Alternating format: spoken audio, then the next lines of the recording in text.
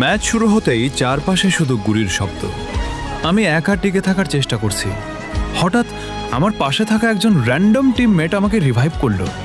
আমি অবাক হয়ে গেলাম, কারণ র্যান্ডম স্কোয়াডে এমন সাহায্য খুব কমই দেখা যায়।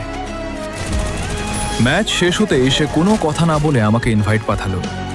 আমি কিছুক্ষণ ভাবলাম, তারপর কৌতূহল থেকে জয়েন করলাম। স্কোয়াডে ঢুকতেই সে বলল, তুই এখনো আগের মতোই খেলিস, একটুও বদলাস নাই। আমি থমকে গেলাম, তুই আমাকে চিনিস কিভাবে?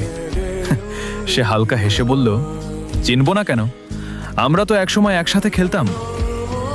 তারপর সে আমার পুরনো কিছু খেলা স্টাইল, পুরনো ল্যান্ডিং স্পট, এমনকি আমার আগের নিকনেম পর্যন্ত বলে দিল। আমি পুরোপুরি চুপ হয়ে গেলাম। মনে পড়তে শুরু করলো সেই পুরনো দিনগুলো, রাত জেগে স্কোয়াড ম্যাচ, হেরে গিয়ে আবার ট্রাই করা, আর সেই হাসি আড্ডা। ধীরে ধীরে বুঝতে পারলাম সে সত্যি আমার পুরনো টিমমেট ছিল। আমরা আবার আগের মতো খেলতে শুরু করলাম।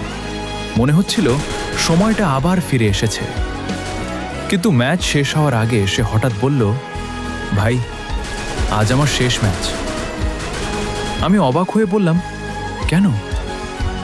সে শান্তভাবে বলল, জীবন এখন আর গেম খেলার সুযোগ দেবে না, শুধু শেষবারের মতো পুরনো বন্ধুদের সাথে খেলার ইচ্ছা ছিল।